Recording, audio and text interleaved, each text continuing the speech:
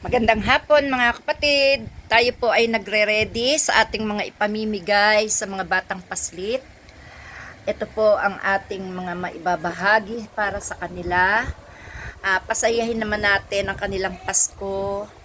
At ito po ang ating mga ipamimigay. Ayan. Sis, uuwi ka na ba? Oo. Ano, ipapakita ko kay ang Ikaw, kung tumigi, o siya, sige. Pagka Paano ano namin na lang? malalaman yung ano? pagka ano, di ba? Naka-video tayo. Oo. Di ba Golden Gate? Golden Gate, tapos yung apartment na nag-iisa doon na gano'n na kulay maroon ng bubong, katapat ng coaching maroon, katabi ng vulcanizing, iyon mismo. Doon ako pupwesto. Doon, yun ang aking tinitirahan. Kausapin mo yung mga bata doon. Oo. Alam mo ba sis, nung nagbigay ang pare doon ng pagkain, ng bigas, Oh. ay ako'y nahiya kasi pati yung mga ganyan pumila. Ha? Pati yung may mga Pati may ganyan. mga pera pumila. Oo. Hindi, piliin mo lang yung mga batang kawawa talaga. Bata ang Batang kawawa lang talaga. Plano ko doon sa may McDonald's ako mamigay. Baka pwedeng pumunta sila doon. Ano? Isakay na lang sa tricycle. Pama, sa makdo. oo. Kasi nga, ganyan pag sa isang lugar kasi, pati may mga pera pumipila. Syempre, para lang sa mga kawawa talaga ito. Kausapin mo yung mga magulang, then magsama-sama sila doon sa iyo. Kung mga 10, 15, ipasakay mo sa tricycle, ako na magbabayad. Anong araw? Bukas yun. Bukas na. Anong oras? Magre-repack na ako. Anong oras? Message tayong dalawa. Sige. Ha? Ano mo ako ha? I-trend mo ako. Oo. Or tawagin. Oo. Oo. Message tayo. Oo, Neng. Sige, Thank you. Ayan o. okay. Thank you so much. Okay. Salamat daw, sabi ni Mike. Oo, sige. Thank you rin, Neng. Okay, ayan po. Kausap ko na po yung mga contact ko. Magdadala ng mga batang kawawa talaga. Kasi hindi po ako pwedeng sa isang lugar pumunta para bigyan. Kasi karamihan po, paulit-ulit lang yung mga nanay tinuturuan ng mga anak nila na pumila kahit na may kakayanan silang bumili. Ang nakakaawa po yung mga hindi talaga nakakatanggap, no, na walang-wala talaga, yun po. So, pili ko lang po talaga ang bibigyan, yung talagang walang-wala talaga, yung mga nagpapalimos na talaga po. Yun po ang gusto ko. At ayan nga po, mga kapatid, ako po ay may kausap na dadalhin ang mga bata sa lugar na aking pagbibigyan.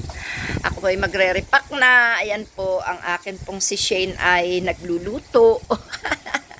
Kaya po ako ngayon, mag-isa lang ako magre-repack and marami pa po akong gagawin. Iniintay ko yung ilan pa na maipamimigay. So, yan po. Salamat mga kapatid. Tara na po, para po sa Pasko ng mga batang paslit. Pasayahin natin sila. Maraming salamat sa Diyos. Maraming salamat sa lahat. At higit sa lahat, nagpapasalamat po ako kay Konsehal Major Gani Kulanding. No? Siya po yung nag-donate ng bigas para ipamigay natin, pandagdag natin sa pamimigay. At yan po, ito po, galing naman po ito sa aking tindahan, pamimigay natin ito.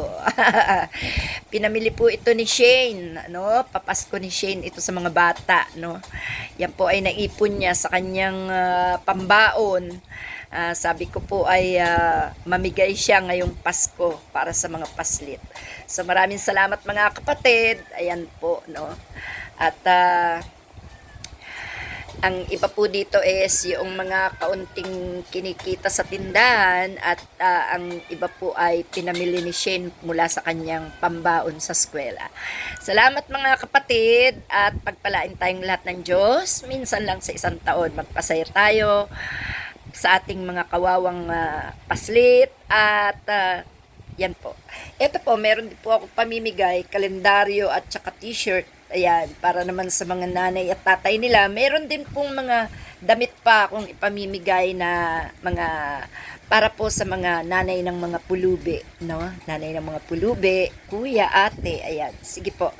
Lahat po ay hindi ko pa nare-repack at panoorin nyo na lang po sa aking pamimigay. Hindi po ito pagpapapuri, hindi po ito pagano. Ang akin lang po dito is maging gabay ito para sa mga tao, lalo na sa mga politikong magnanakaw, no? Sa mga politikong magnanakaw na kaya rin naman nila sanang mamahagi, pero hindi nila ginagawa, bagkus tayo pa ang ninanakawan. Ang mga kaawa-awang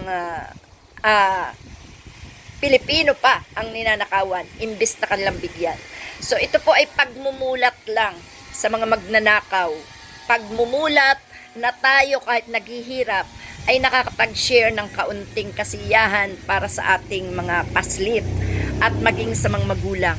Sana po maging aral ito sa mga magnanakaw sa gobyerno na imbis na tumulong ay nagnanakaw pa sa mga walang-wala. Salamat po.